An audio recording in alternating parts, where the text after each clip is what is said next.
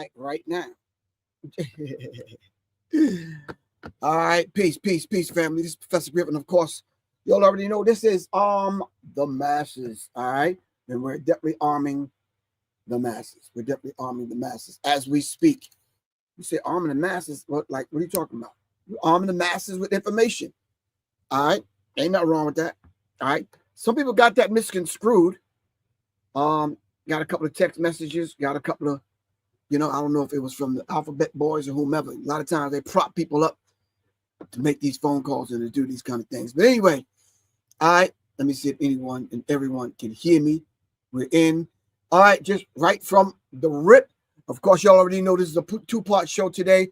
We're going to be talking about the 1965 Civil Rights Executive Orders that your man, President Agent Orange, done put out these executive orders. And keep in mind, family, look up what an executive order is. An executive order is not necessarily a law. If you know anything about the laws in the United States of America, of course, Congress has to pass the law with the signature of the United States president. So, all right, laws have to go through Congress, and that whole thing, I don't want to break down this whole three-branch government kind of thing. You should already know in high school. All right, but anyway, executive orders are not necessarily laws. Executive orders are just telling people what to do. All right, second part of the show, we're going to have up this beautiful sister that's going to come on and talk about her event this Friday in Atlanta. So make sure you write this thing down. Great filibuster, what's good with you, man? All right, so make sure y'all write this information down when the sister comes on. All right, and it's this information right here. Soleil will be coming on a little bit later on at the 12:30 hour, which is about 25 minutes from now. And she's going to be talking about her event that she has coming up, all right, in Atlanta.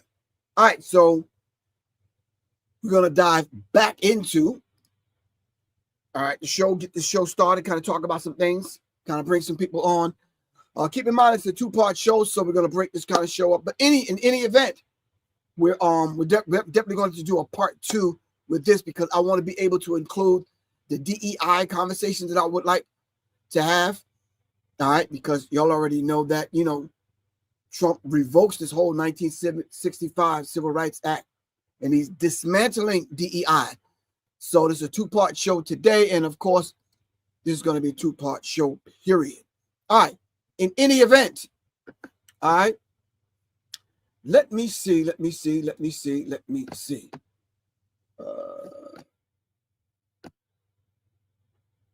I had a couple of things lined up, and I think I still do have a couple of things lined up. All right. Anyway, in any event,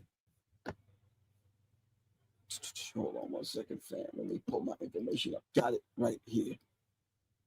All right. Let's pause this like that. We can do that, I'm sure. Trump does not only want to end DEI, he also is also voiding a civil rights era anti-discrimination rule. If you do not know what that is, we will dive into that in a brief second after we check in and see where everybody's checking in from. Family, where are you checking in from? All right. Let's do a roll call, and then let's dive into this. All right. Let me see. Where are we checking in from? Anderson, Indiana. Anderson, Indiana. Have I ever been to Anderson, Indiana? I don't think so. Anyway, thank you for checking in from Anderson, Indiana. Medusa, what's good with you? All right. Don Dada, you here? Don Cools, Don. Okay, got you. I'm working that out. Salute, great filibuster. What's good with you? All right, Quintessential, what's happening? All right. Brooklyn on the check-in. All right. I don't know about the good morning. We don't mourn over here in the morning. So, but you're checking in from Southern California. We're not going to mourn it. We're going to raise the vibrational pitch. We're going to great and grand rising. We're going to rise up from that sleep. All right. Dallas, Texas checking in. New Mexico, Wilmington, North Carolina, Virginia Beach, everyone's city and person I've mentioned. I need y'all right now to contact 3 other people and let them know that we're on. Arm the Masses is on. It's on with Professor Griff at the 12 noon hour. Brought to you by Black Power Media Reloaded. Shout out to my man Kalanji Chabachanga in the building, making it happen right here on Black Power Media Reloaded. All right. Tyrone, what's up, man? Checking in from Yonkers. All right. Beaver Falls. I've been to Beaver Falls several times. Shout out to Beaver Falls, PA. In Beaver Falls, yeah. I checked out Speech and Arrested Development in Beaver Falls. What else did I do? My man Bean from Philly, Benny Siegel. We had a nice walk, talk. We kicked it a little bit. All right, in Beaver Falls, and of course Columbus, Ohio. All right, Great and Grand Rising. All right, from Gardenia, California. Stop the violence. Is anyone checking in on IG? Where y'all at? St. Louis is checking in. All right. ATL is checking in. Peace. Hebrews Black Coffee. Peace. What's good with you? All right.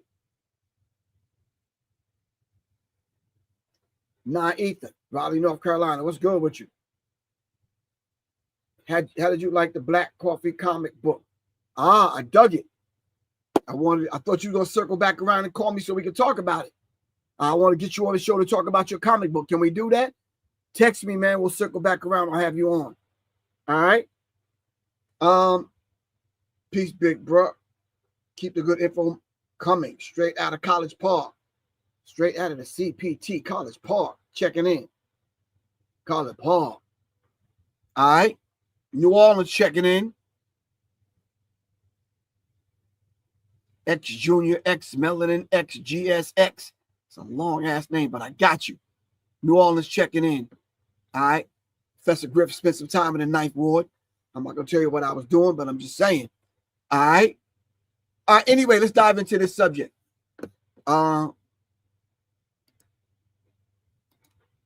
Yeah, I could tell you what I was doing, but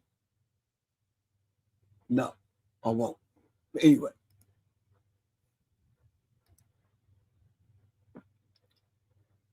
All right. Let me see. Does Trump only want to end DEI? DEI, family, is diversity, equity, and inclusion. All right. Okay, we're going to need you, everyone on here, to look up what DEI is. Diversity, equity, and inclusion. All right. Among the flurry of executive orders since his January 20th inauguration, President Donald Trump is taking aim at rooting out diversity, equity, and inclusion. Question that readily comes to my mind is why? Why would you want to root it out? Now, let's get a few things straight, fam. All right. A lot of people think and feel, due to their lack of whatever I could call that. I'm not going to insult anyone. I don't want to even come off like I'm insulting anyone. But people think when they hear DEI, they think poor black people with their hand out like some affirmative action stuff. And they think black people have their hand out and something's supposed to happen and government's supposed to give black people something. Wow. You know something? It never really it never surprises me the level and degree of ignorance. All right. Rather than you taking your time and taking that $500 cell phone that you have in your hand, in your pocket, and in your purse, take it out and just look up what is DEI. DEI is diversity, equity, and inclusion. All right. Or DEI programs within the federal government. But his efforts to go beyond DEI with one recent order rescinding a civil rights era rule that has helped protect millions of workers from discrimination. All right. Mr. Trump's January 20th order ending illegal discrimination and restoring merit-based opportunity. Can somebody please explain to me through the lens of privileged white people in America, right? Follow me now. Have you gotten your job or gotten a raise or gotten the promotion or have been able to pull yourself up by your own privileged bootstraps on your merit? On your merit. And then how do you get merit? All right. If it's a merit, restoring merit-based opportunities, if you never have an opportunity from the beginning, right? How are you going to build this merit? And how does the merit system work? M-E-R-I-T, merit. How does it work? So if he's going to restore the merit-based opportunity and revoke the equal employment opportunity rule signed by President Lyndon B. Johnson, that's LBJ, in 1965, the Civil Rights Act of 1964, which is still law today, that's a law, not an executive order, had a loophole that excluded federal employees. Johnson signed the Equal Employment Opportunity Rule to close the loophole. So now the Civil Rights Act includes federal employees. All right. So for the people that's way in the back row, that's still talking, that's not paying attention to what I'm saying, all right, federal funds will go to federal employees under the Civil Rights Act of 1964. All right. Donald J. Trump wants to repeal that and pull that back. And he wants to root out anything that will serve in any of these situations. It will serve people other than white men. White women, I'm going to say this very loud and in your face. White women have benefited from DEI.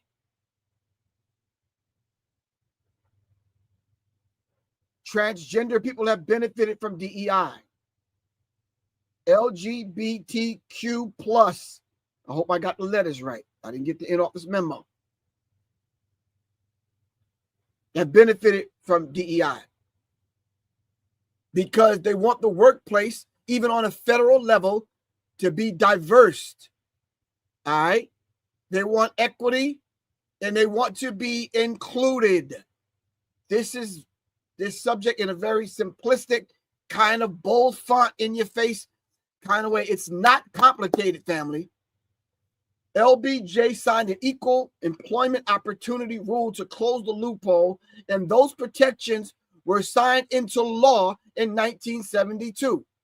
That rule bars federal contractors who today employ 3.7 million people from discriminating against job applications.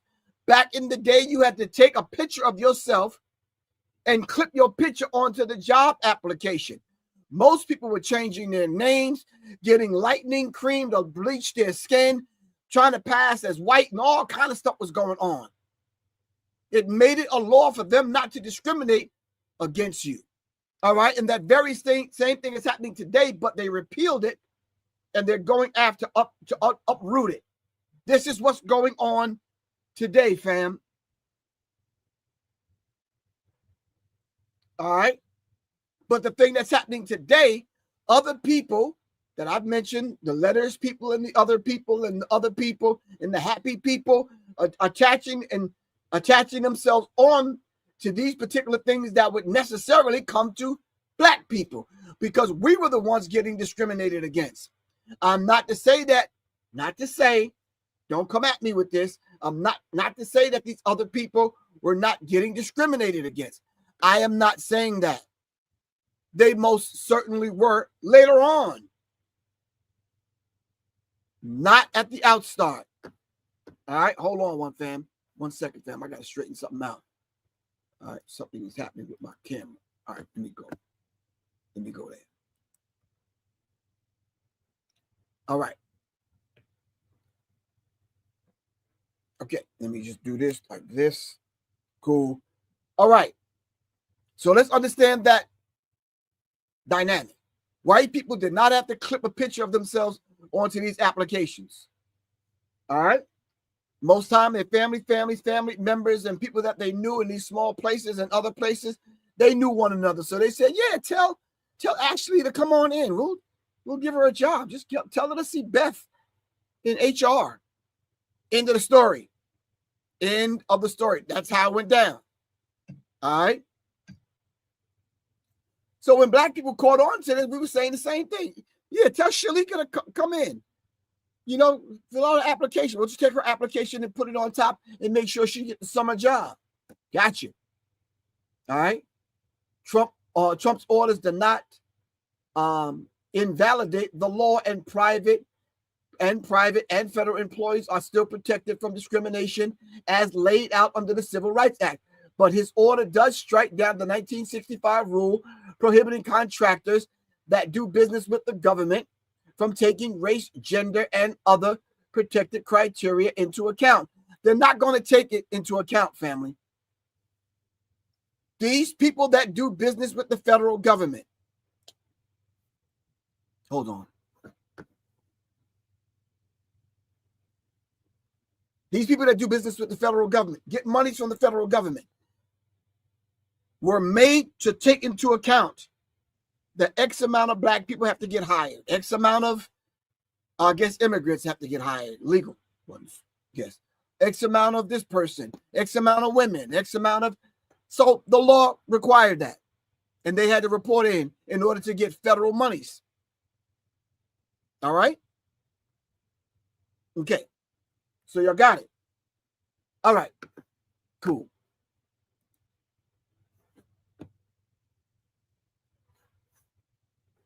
Hold on.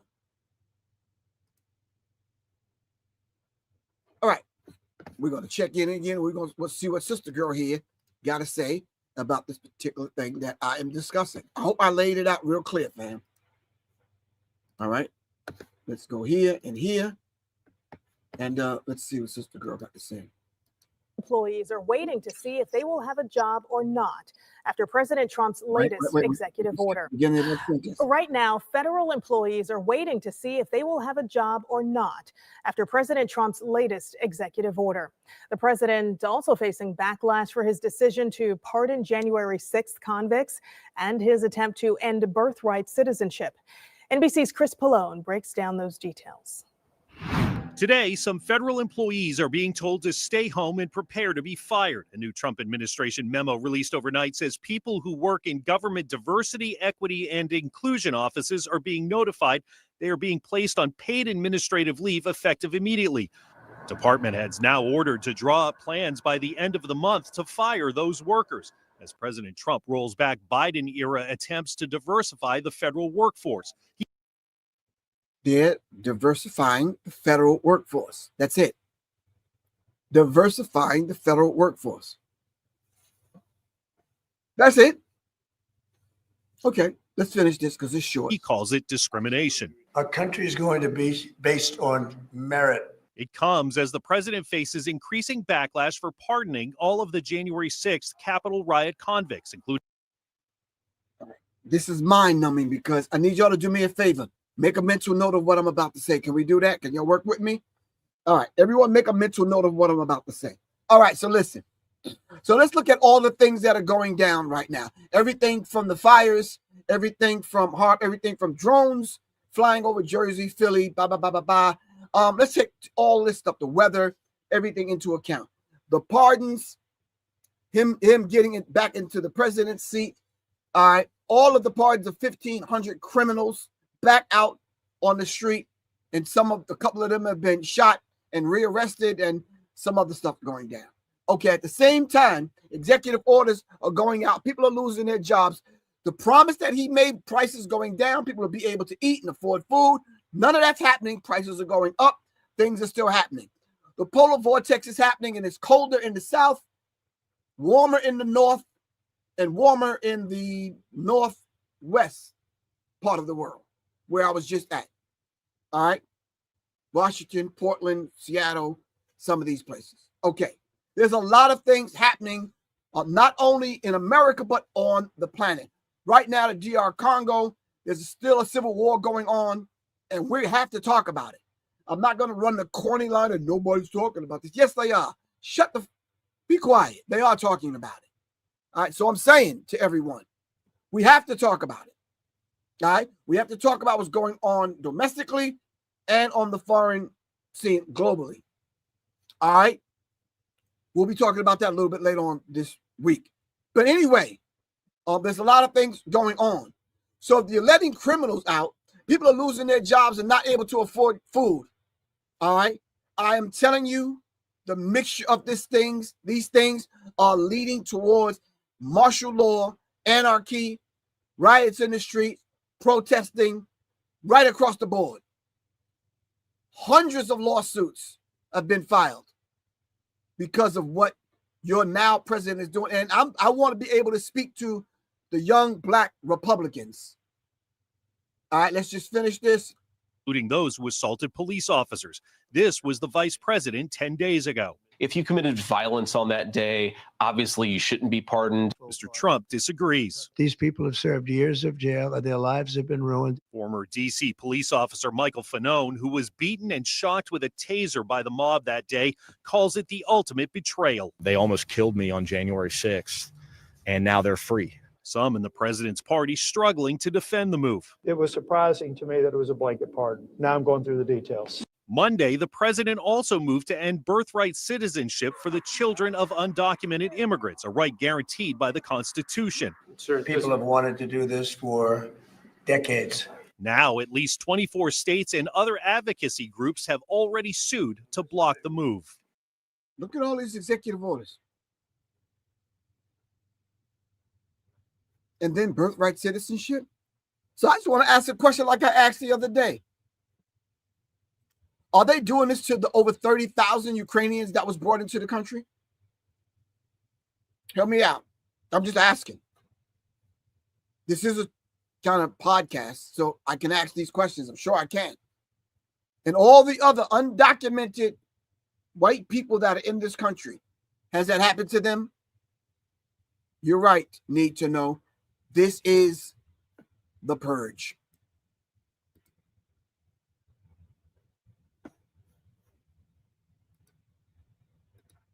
A federal judge in Seattle has scheduled a hearing for tomorrow to hear the first legal challenge to President Trump's executive order ending birthright citizenship. That's it.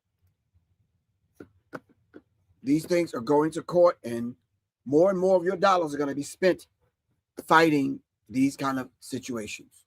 Now the purge is happening. All right. Wow. Wow. All right. I'm going to send the link to Soleil to come on. In the meantime, I want y'all to check out your brother, Professor Griff's first single off my up-and-coming album. Y'all already saw it, so sit back and just enjoy it while I get this information over to Soleil. All right, hold on. We're going to share the screen, and we're going to do this, and we're going to do that, and we're going to play this. All right.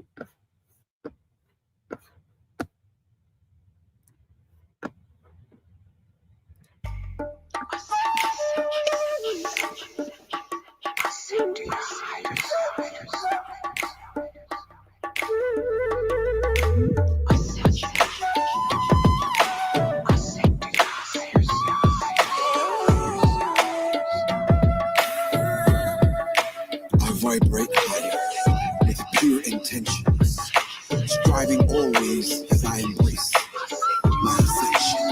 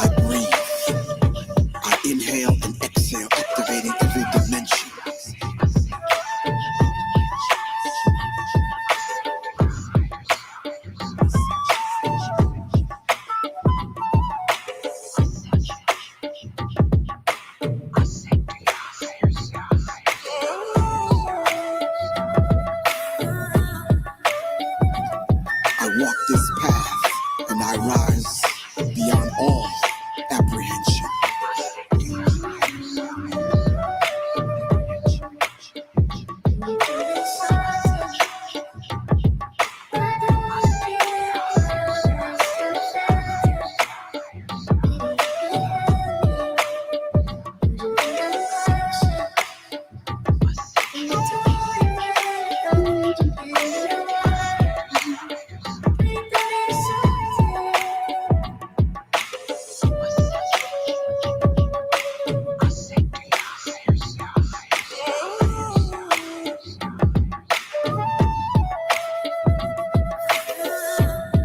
I look inward for conviction, growing strong with each and every trial.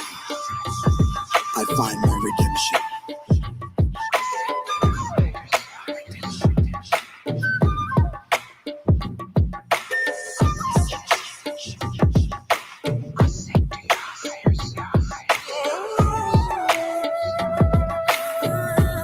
I'm in tune. I have a deep spiritual connection activating all 7 senses.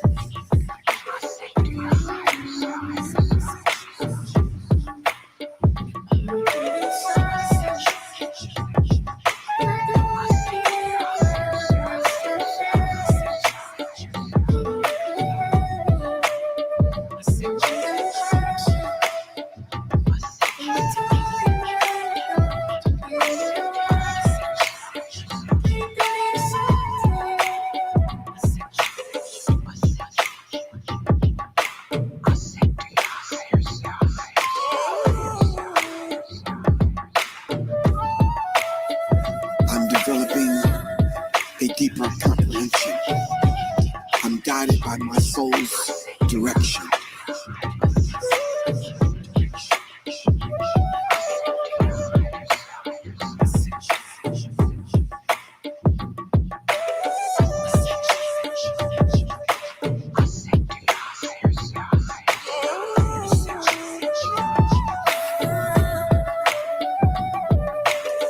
I stand as the Creator's plan unfolds in its perfection, only asking for peace and guidance in my ascension.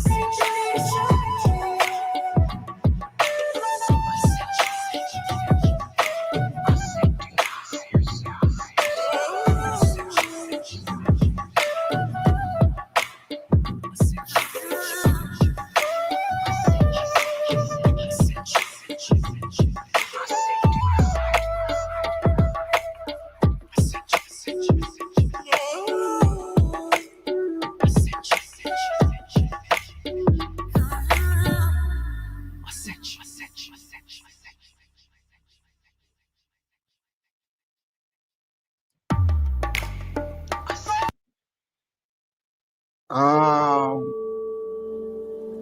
right, family.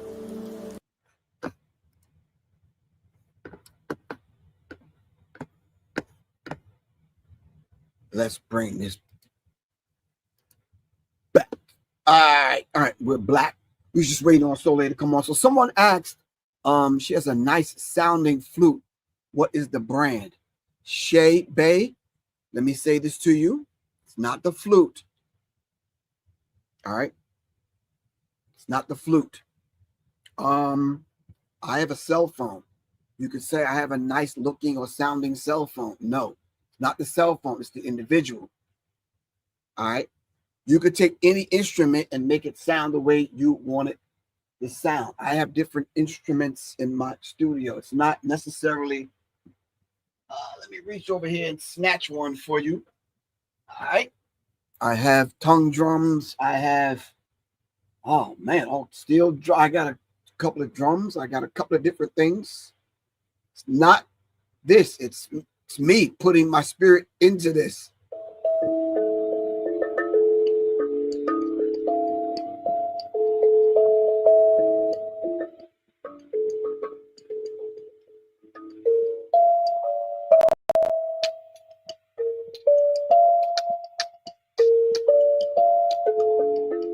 It's not this.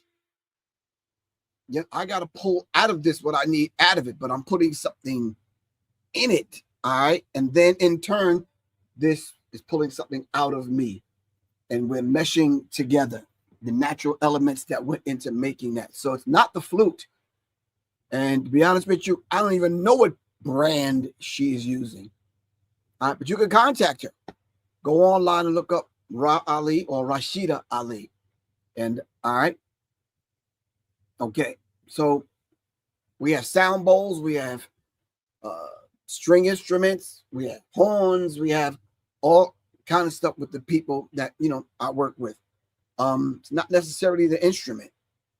All right. Now, some instruments are made better than others or with different kind of materials, but yeah. I'd say if you're just starting out or whatever, I just say get one, work with it, and then you go from there and see which one works for you. You understand what I'm saying? That's the process that I went through in order to kind of start playing my my oud drums, my kind of hand drums, which this is the instrument I was playing in the video, so oud. All right. And so yeah, but you have to just pick it up and make it part of you.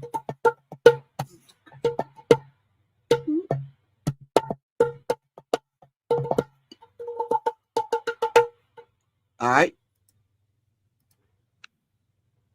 All right. So, ladies and gentlemen, brothers and sisters, family, without any further ado, I want to bring to the stage Yo Summer. Not to the stage. And not with my princess tent in the background.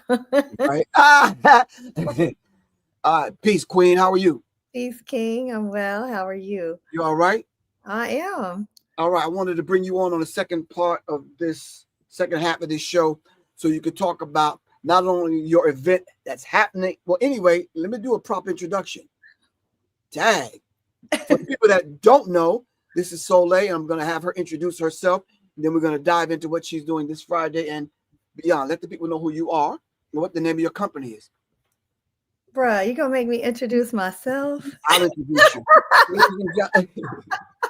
It's always so awkward for me when somebody asks that question. Like, tell me about you can give them the short version, like the real short version. Like, okay, the short version. First of all, I'm your wife. That's a beautiful thing. I am Professor Griff's wife. I am a mother, a grandmother, and the creatress of Davy Tribe Wellness, a wellness company that I started about almost 10 years this year now, and Goddess Temple of Love, which is a Shakti-centered temple that teaches traditional yoga and tantra and sacred dance. And so I was a recording artist, and I left the music industry, the mainstream music industry, at least over 20 years ago in the early 2000s with a spiritual call and prompting to go on this intentional spiritual journey. I always say our lives are spiritual journeys, but an intentional spiritual seeking journey, and leaving the music industry. So then along that 20 some odd years of journeying to different parts of the world, sitting at the feet of different teachers and gurus and elders and healers and practitioners of various mystical paths, I became initiated as a sadhaka of traditional Shakta Tantra and Sri Vidya in the Nata Sampradaya of the Kalachar Dattatreya tradition in South India, which is actually part of my mother's blood lineage, West African, East African, South Indian, and became certified as a yoga teacher, studied and certified in mystical dance in Thailand, and studied sound healing, sound on a different level. And so started offering sound healing offerings and sacred dance offerings, and became a birth doula, and have a black belt in Kung Fu, practiced martial arts our whole life, one of the things you and I have in common. Right. Became a clinical herbalist, studied Ayurveda, became an Ayurveda wellness practitioner, and received a certification in plant-based nutrition and some other healing modalities. Just you can, my Goddess Temple of Love website and Davy Tribe Wellness website have more information on all of those things. But I've traveled around the world studying and immersing myself in, these various wisdom traditions, and then circled back around to music in 2019 as with the calling to infuse music with informed by the teachings that I had been engaging in over the years, as it wasn't just for me, but to share with others and to offer those teachings to others. So that was actually a long introduction, not a short one, but but that's the gist of it. All right. So the song that I just played, Ascension, and my album that preceded that last year, the Asapo Soul, and the one that's coming out this year, the Asante Soul, was sparked by the work that you was doing, the mantras, the prayers, the sacred dance, you getting together with the women, your retreats, the work that you've been doing helped me kind of, I don't know, hit the reset button and say, okay, someone needs to reach out to men like you are reaching out and doing what you're doing for women. So, and that I want to definitely thank you. And I'm definitely grateful to have experienced it firsthand, along with the kisses and the hugs and the food. But but it's a beautiful thing. Thank you. So, what are you doing this Friday in Atlanta? So this Friday in Atlanta, I'll be back at Medu Bookstore at Greenbrier Mall. Nia, who's the owner of Medu Bookstore, who I met through Professor Griff some years ago, she has I know one of the largest, and I would think, is it one of the oldest Black-owned bookstores in this area? Yes, all the other ones have closed except for Marcus's bookstore down in Morrow. Yeah. Yeah. And so Nia is still holding strong. I think it's 35 years this year. I think, or her last anniversary that just passed of the store. I think it was her 35th year anniversary being open. It's Black-owned bookstore, still running and thriving in Greenbrier Mall. And so I've spoken, she hosts these free talks, which is beautiful for the community. And it's been a few years since I've been out to offer a talk there at the bookstore. So I'll be there this Friday. Is it 4:30 to 6:30, Griff? I think that's the time. Yeah. So yeah, 4:30 to 6:30. And I'll be just sharing a little bit about sacred beauty. Nia wanted me to talk about sacred beauty, and this. So I'll be sharing about the traditions of Tantra and Sri Vidya and yoga and Ayurveda, and how I hear my children in the background. They grown children, but I don't know if y'all can hear them. Come on, if you can shoot a text like, "Hey." I'm gonna shoot them a text. I told them before I came down, but I hear them up there laughing. But so I'll be sharing about sacred beauty and beauty through the lens of Ayurveda, Tantra, and yoga. And so really coming from the perspective of the word Saundarya, which in Sanskrit in the simplest forms means beauty, and how the feminine nature is always very closely associated with beauty, but the very essence of beauty is a deity itself, is a netar itself, is a divine quality itself. And then the traditions of Tantra, as well as Kemetic spirituality, and calls us to and asks us to really seek the source of beauty, and to call us to things that are beautiful, to draw us more closely to the source.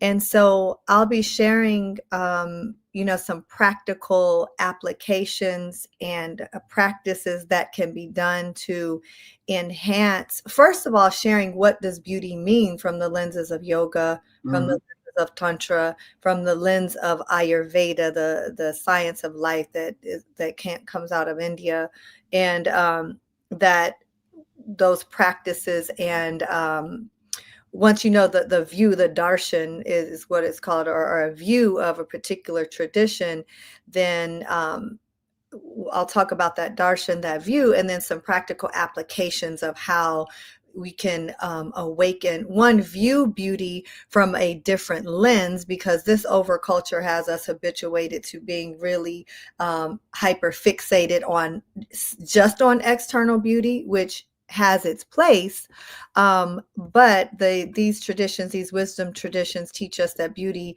is, like I call it my first album, came out in 1999, Skin Deep, that beauty is far more than skin deep.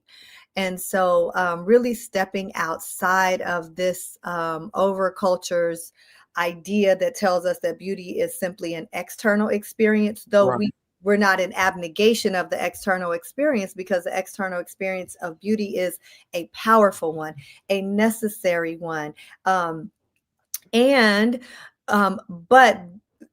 in this culture, you would think that it is not a spiritual one. And so when there's so much hyper focus on just the external, we start to seek validation from the outside instead of the inside.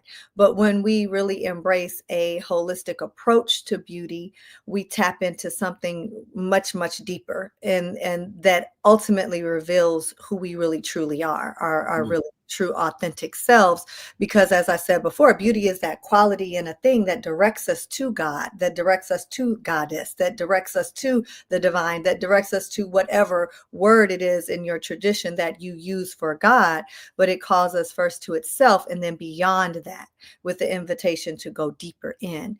And so the goal is really to share the much deeper meaning of beauty, and beauty as a sacred need, not just an external superficial idea, though the internal practices and awakening of beauty on the inside ultimately affects our external appearance, because then when you engage in the spiritual practices of beauty through the lens of various traditions, it inadvertently changes your external appearance as well.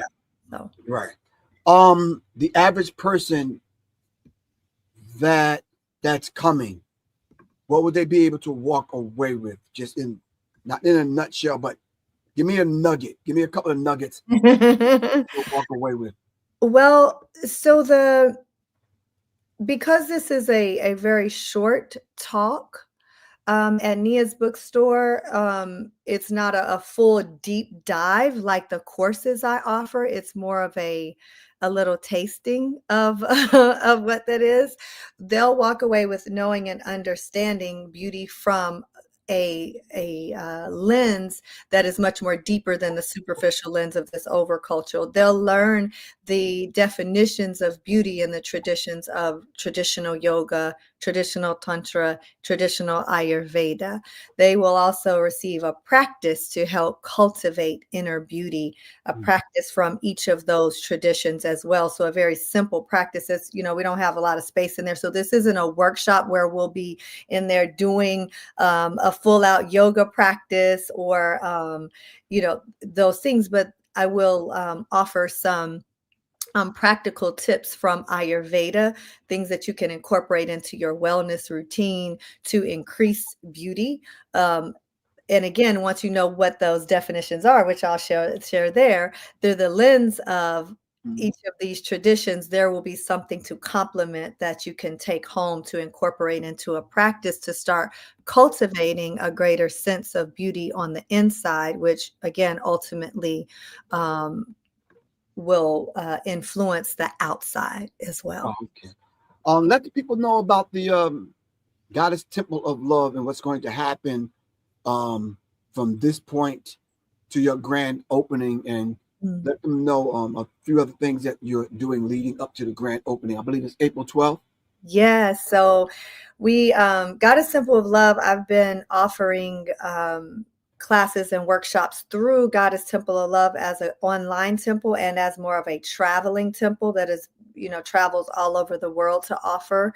And I've been offering through this specific temple that was birthed through me years ago. I've been offering, though, through this temple space about 5 years now. And it's, again, all been online or internationally.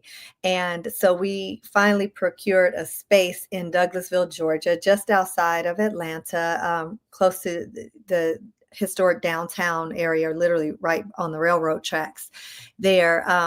That will be for our local offerings here in the Atlanta area. And so we are having a grand opening April 12th. It is free. The opening is free to the public, but because there's limited space for the offerings that will happen that day, there will be registration required for each of the events, because there'll be events throughout the day, including, Griff, I think y'all doing a project listening, some live music at one portion throughout the day. So once that schedule is complete and the registrations are open, we'll share more of that, and it'll also be on the website. So we will be having more offerings there at the temple space. There we have a geodesic dome in the backyard to have yoga classes, sound baths, sacred dance, different weekend or day workshops that we'll be offering. And we'll also open the space for others whose work is in alignment with what the temple's values, that, people, local healers and teachers that would want to rent the space to be able to have their offerings there as well. That will be available, but we will be open again April 12th. And then for now, there are some online offerings that are happening, and still some international ones, including my Embodying the Goddess course that I offer once a year that starts March 19th. There's a Temple of Beauty offering that actually starts next Friday, not this coming Friday, online. The Temple of Beauty, the Temple of Beauty is what I'm offering this Friday for free really is just a little taster of what is going to happen in the online course, the Temple of Beauty, where we're sharing feminine form fasting. It's a lot of talk out about fasting and people fasting and being confused around fasting, but there's a lot of conflicting information on fasting and detox, and a lot of what is out there is not really beneficial to women and women's unique bodies. And so we have me and my sis Elena, who we're going to come back on and talk a little bit more about that soon as well, hopefully before the course starts, but really giving clarity around how our bodies respond to fasting and detox as a woman, in tune with the hormonal cycles of women that are very greatly and differently from men's. And so this it really is a transformational experience of, again, going deeper into the realms of beauty and demystifying traditional fasting approaches, redefining holistic beauty. And those are all, so really learning how the female body works, learning what works for us in a fasting and feasting state, in a detox state, and then it's all supported by yoga, traditional tantra, and Ayurvedic wisdom. So that's a deeper dive into cyclical nourishment, feminine form fasting, microbiome of the gut, sacred modalities for healing and beauty, and really enhancing all of the body systems for women. So those are for women, and most of the offerings that we have at Goddess Temple are for women, but at the local temple space, we are going to start having, I don't know if have you shared that yet about the Warriors in the Garden? No, I haven't, no. Okay, because we will be having a lot of, let me say a lot. We are starting to incorporate some of the teachings for the men as well at Goddess Temple. I've had a lot of men ask. My yoga classes were always open to men and women, but we'll be having some offerings that are for both men and women, and some exclusively for men. Griff is going to be leading some men's circles at the Goddess Temple. And that, as we add those to the calendar, that will be up as well. Right, exactly. How important is this work in today with everything that's going on? How important is it? Oh man, I mean, with the political climate alone that we're in, people are running scared. People are, fearful. People are feeling like they have no hope, and then inadvertently, they are weakening their bodies, weakening their spirit, weakening their minds, weakening their emotions, becoming erratic and reactive instead of responsive. And so these practices and this work that we're doing at the Goddess Temple are, really powerful in the sense that it helps you to have, these teachings help you to become less reactive and more responsive. How to ground into your body, learn to have a sense of safety, understand that there is something greater than you taking care of everything, even when things look bleak. How to fortify your body spiritually, mentally, physically, emotionally, even when things look bleak. How not to be reactionary, but responsive, and responsive from a place of empowered wisdom. And in order to do that, you have to be grounded, you have to be whole, you have to be healthy, and not just on a physical level, mentally astute, physically though astute. We are in trying times, and people are feeling like they have no hope. And we really, as far as the women's work that I do, it is, we need more empowered women to change the trajectory of where we're going, because woman is the first teacher. She's birthing the children and teaching the children before the child comes through the womb, when the child is in the womb, and the first teacher once the child is born. And then we are living in a society that's growing more violent, more disconnected. And so we need more women who are empowered, not from this distorted view that women think women's empowerment is now, that we see out here in the podcast sphere and the social media world, but really empowered as empowered, wise women, and remembering and practicing ma'at, remembering and having daily rituals to help awaken their Shakti, their deep feminine power. And, and this is what we're offering. This is my life's work, is really awakening, helping women learn to awaken their own wisdom that is on the inside of them, because we live in this culture that is greater and greater, increasingly showing that it reveres conquer over nurture and achievement over love, and pushing an agenda of fear. And so now women have collectively become conditioned to be overly aggressive, overly competitive, overly violent, distortedly hypersexualized, and really disconnected from the mother essence, which is love and protection and nourishment and sensuousness. And those are things that help maintain a society, that help have a healthy society. And, so many women have just forgotten, that the sensuousness of simply being, what it really means to be deeply empowered from a spiritual standpoint. And so it's extremely important, because we know fear shuts down our cells. Love helps create growth and promotes the wellness in the body. And so if we're running around fearful and angry instead of running around empowered, and not even running, because we really need to slow down, because the world is moving so fast, but slowing down and becoming really empowered from a spiritual standpoint, and just remembering how to relate healthily to ourselves, to the natural world, to our sisters, to our brothers, remembering the wisdom of the mother, remembering, who we truly are, and really reconnecting back to what was innate in us, Right.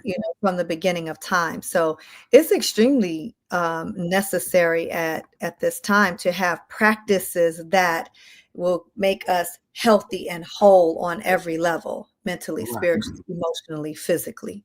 So this Friday at Madu Bookstore, the Temple of Sacred Beauty, January 31st, 2025, 4:30 to 6:30 p.m., 2841 Greenbrier Parkway. That's at the mall, y'all. Mall, y'all. Come to the hood at the mall. Y'all know that. 2841 Greenbrier Parkway, Southwest Atlanta territory. That's the SWATs. All right, this Friday night collective series. It's free admission. Come on through. The spiritual science of beauty through the lens of Tantra, Yoga, and Ayurveda. Any last words you want to leave with the people? I just like to let the people know that there is a masculine component to what we're doing at the Goddess Temple of Love. Yeah, it's not the God Temple of Love, but hey, we are in the garden. We protect this in the garden because we'd rather be warriors in a garden than a gardener in a war. So there is a masculine component. So I'm going to be calling this spring. I'm going to be calling the brothers together. So iron sharpen iron and steel sharpen steel. We're going to bring out instruments, all of them. We're going to bring out instruments. We're going to play. We're going to chant. We're going to sing. We're going to meditate. We're going to do self-defense. We're going to pray. We're going to do all those things that we need to do to raise the vibratory frequency of the pitch of our thinking into the mind of the Creator. So any last words? Yeah. And I just to bounce off of that really quickly. Yes, though Shakti is centered, the feminine principle is centered in these teachings because it's the mother that leads us to the Father in this tradition. It is definitely not in abnegation of the masculine principle. They affirm that the masculine and feminine go together.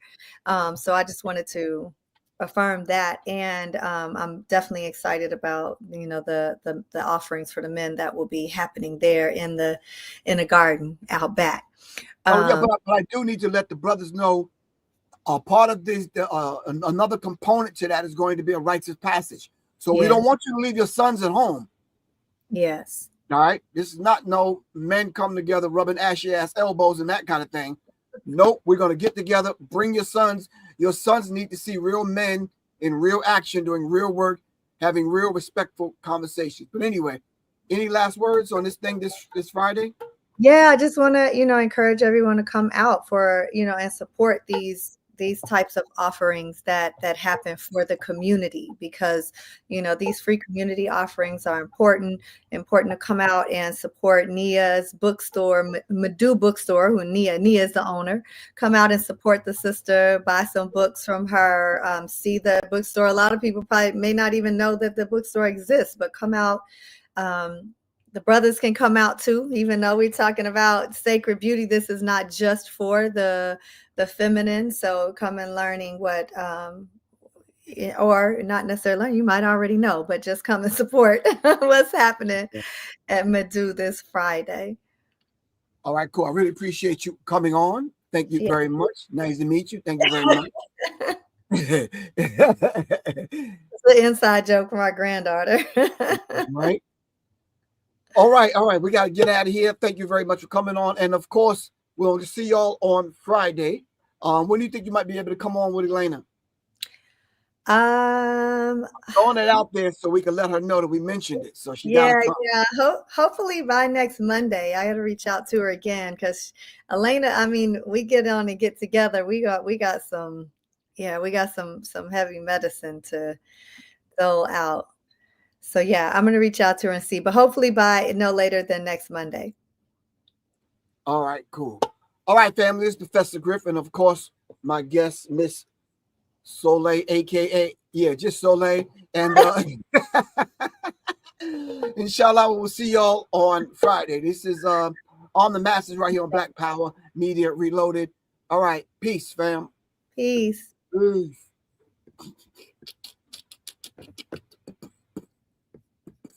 Hold on for a second. Remove. Bop.